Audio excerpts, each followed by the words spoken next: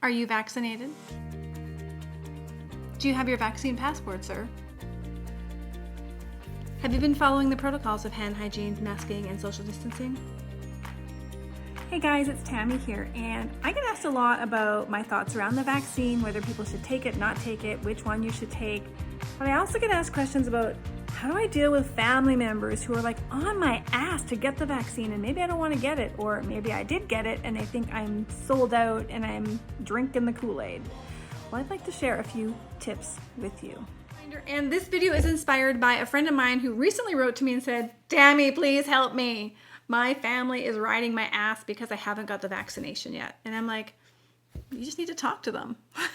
That's my answer for everything. You just need to have a conversation. So in our dialogue, I thought maybe you might be struggling with the same conversations, whether you are or are not. It doesn't matter which one you are to me. You get to choose what happens to your body fundamentally.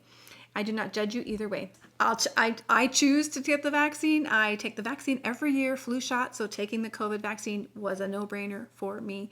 But that doesn't mean it's right for everybody, nor do I think you should be excluded from things because you choose not to. That's a whole other conversation. Today I want to give you some words that you can use to help have conversations with those who are maybe getting a little bit chippy with you because they don't agree with your choices for your body. All right, so first is, I think the people who have not received vaccination first are probably the group that are going to be most criticized and most vocally, what's the right word? Socially outcasted as a result of this. And there's a lot of reasons for that. I'm not saying I agree with any of these, but there are unethical bribes right now, such as where I live in Alberta, we have the lottery that you can enter to win. I think it's a lot of money. I want to say $1 million, but I could be wrong. It's a lot of money. So if you got vaccinated, you get to enter this draw and potentially win $1 million. So to me, that's an unethical bribe. And there's a lot of other unethical bribes in the world right now in the sense that only if you have a vaccine passport, which, by the way, I think is a breach of your personal medical information. And I am curious to see who's going to take that one to court. But if you have a vaccine passport, then you can travel, you can attend concerts, you can actually start to do things in the community. Now, in my personal belief in that these are violations of our information, that does not mean I don't understand why they're doing this. It is the best answer they came up with to move the country forward in the time in which they have. And great leaders have to make decisions. Decisions are not always best. And we're going to find out what that's going to look like going forward. Again, I could get sidetracked on that conversation for a while. I have some strong beliefs around protecting your medical information, your choices in life. That's not what this video is about. This video is about how do I talk to those people who are riding my butt about my choice. So I'm going to give you 4 ways that you can agree with somebody without taking away from your own values and beliefs and decisions and your choices. So how do we transform these negative impressions, these negative interactions with our critic? Well, there's a couple different ways. One is we can ask for more information. We can actually search for some clarity as to what they're really saying, because often when they're coming to you and they're saying, you're the reason why we still have COVID in the community, literally, are you the reason for thousands and thousands of people who have COVID, who are in the hospital dying? Did you come into contact with all of them? Probably not. However, what they are sharing is a deeper fear, and we can ask for some information to clarify that. So you might want to ask for specifics. Can you give me an example of when you've seen me do this, or like I was responsible for this? We can guess about those specifics and say, oh, is it because your coworker is sick that you think I created that situation? So sometimes we have to guess to where they're drawing this correlation that you're responsible for everything. We can also paraphrase their ideas. So what you're saying is, I solely have had the power to infect millions of people in our community, right? So it sounds kind of ridiculous when you put it that way, doesn't it? And so in searching for more information, we can actually get to the real reason why they're bringing this to your attention, because there's a fear. There's a fear of loss. There's a fear of what could be and that they get sick. There is a fear of lack of control, and there's a fear that they're following the rules and you're not, and you're going to be an outcast. There's a lot of reasons as to why they might come and say that to you. So asking for more information might be a good option. Now, the next thing you can do with someone who's on your ass about your decision whether to or not to get a vaccine, which vaccine you chose to get or chose to not get, is you can agree with the odds. You can actually agree with the critic in several ways, and we're going to talk about a few of them, but agreeing with the odds. Perhaps your family member so lovingly is telling you, if you don't get the vaccine, nobody's going to want to be around you. Well, what are the odds that that's true? Well, there's probably a small percentage of people who won't because they'll be uncomfortable and a little bit afraid that you might be carrying COVID. You can simply say, you're right, I suppose there's a chance that if I don't get the vaccine, maybe Aunt Millie will never want to be around me because she's a bit afraid of it right now. And I think you're right about that. And then we can really get into the conversation, right? If it's about Aunt Millie, they're going to be like, yeah, she's been telling me for weeks how much she misses you, and I just want you guys to get together. That's more than about the vaccine. This is about a relationship, a repairing, a healing, and then the conversation can really get meaningful. So what are the odds that I'm responsible that I can't see Grandma, or that you can't see Grandma? Somebody can't see Grandma. Hey, I'm getting all confused myself. You're right. Because I'm not vaccinated, I can't go and see Grandma. That's true. That's 100% not going to happen. The odds are I'm not getting in that room because they're going to ask me.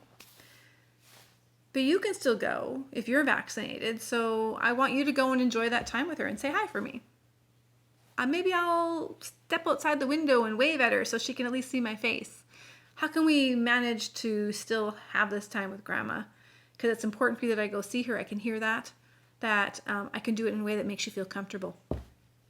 Conversations, right? Now, another complaint people might hear, or another criticism, that people might hear are things like, well, don't expect me to come around and help you if you don't get the vaccine, because I'm just not going to be there for you. We can agree in principle. You're right. I think that would be unfair of me to ask you to come over and help me when I'm sick, especially if you're worried about it. It almost stops the conversation. And trying to imagine the next line, I feel like almost a blank slate in my head, right? So agreeing in principle helps them to feel heard, right? What they're expressing to you is that I'm worried that you're going to need me and I won't be able to come there. And I can just share right away, I agree. It would not be fair of me to ask you to do that. So I have another plan in place. I'm going to give you a second example for principle. Why are you being so selfish? Don't you know that getting the vaccine is going to help the whole world? We'll be able to open up. We can start visiting again. We can enjoy summer. The principle here is connection. You're right. Getting the vaccine seems to be what is going to allow people in general to spend time together again. And I really want that too. I've agreed in principle, to which the next conversation or the next question is probably going to be, then why aren't you going to get it? Don't you want to be with people? And then you can explore the real dynamics as to what's behind your choice and decision. And you don't have to worry about defending it, but you can actually connect and explain things. So that's agreeing in principle. The third one is agreeing with their perception. Perception is everything. It's something I teach a lot on. There's 4 steps, just so you know. The first 3 are all internal and yada, yada, yada. We never get to step 4. And so we're going to actually make a step towards the final stage of perception when we agree with their perception. So let me give you a couple examples. All right, so someone has come to you and you have made the choice to not have vaccination, which is fine. I have no judgment. But they're like, you know what? I don't think you've actually researched this at all because you're just being selfish, and I don't believe that you've read anything about the vaccine, because if you had, you would have been getting it already. There's a lot in there. But we're going to agree with their perception around the lack of research. Yeah, I guess I could see how you wouldn't know. I've done a lot of research because I don't often do that when we're together, but if you'd like to see it, I'll share with you some of the articles that I've read and how I've come to my decision. Bam! Just mic drop on that perception that you've done no research. But you can actually engage with them and say, yeah, I totally get how you would think that because I don't do it around you. Now, of course, there's number 4, which is agree with the truth. Sometimes it's just true. Yeah, I'm being selfish. I'm thinking only about myself here, and I don't care about y'all. That's okay. It's what you get to do. But even if we dial that back and we get to a more, maybe conversational piece around there, what is the truth that they're saying that we can agree with when they're like, you're so selfish, we can't open up the country, you're the reason why I'm like stuck in this house, like why can't you just follow the rules and do it? You're right. The country is closed because of COVID. It's a horrible disease, and it makes me scared as well. And then, now that we've come to a common agreement that COVID is a problem, we've taken the object off me and we've made it back onto COVID, and we can have a deeper conversation, right? They might go, well, why haven't you taken the vaccine then? Aren't you afraid like you're going to die? There, we're getting to the roots of what their real issues are, right? They're worried about you. They're concerned about you. And you can have a conversation and share where your thoughts are, what your process was, should you feel like you want to share it. Or you can just simply say, it's been such a personal journey and decision that I'm not even ready or sure if I'm ready to share this because there's so much fear that I will be judged for my decision making. And I just really value you, and I want to make sure our relationship is okay. And if you're okay with that, I'd like to just maybe table this for another day when I feel like I have a bit more comfort in sharing this. You see how we can de-escalate, minimize the tension just by agreeing with the truth, the principle, the odds, and the perception without taking away from our own values and beliefs and our own ability to make decisions about what happens to this body, my body, your body. Okay? I just wanted to come and share that with you because I know a lot of people are struggling right now with these conversations. And while a great percentage of the population has received vaccination, and some of those people are quite open to talk about it and share about it, on a personal side, I feel like it's nobody's business what you do with your body. So if you're uncomfortable talking about it, you can simply just share that and say, I feel like I'm unsure about the way the world is going right now with medical information, and if I share, I'm becoming a part of maybe a potential problem down the road, and if I don't share, I could be potentially causing harm with you and I, so I'm just kind of conflicted as to where to go right now. And maybe we can just leave that conversation for another day. Either way, I hope that these strategies, these 4 ways in which you can agree with the critic in your life will help you change the dynamic in the relationship and move towards connection as opposed to disconnection. That's really what I hope for. Make it a great day, guys. Hey guys, thanks so much for watching this video. Give it a big thumbs up, hit the subscribe button wherever that is down here, and share it with a couple, 3, 4, maybe 5 friends, and let them know that there's a resource out there with actual scripts to help them navigate these really challenging conversations, because we know that they're coming if they haven't already. And then of course, if you're not ready to go to bed or back to work or whatever it is you're up to, spend some more time here hanging out watching these videos that I've made just for you. Take care, guys.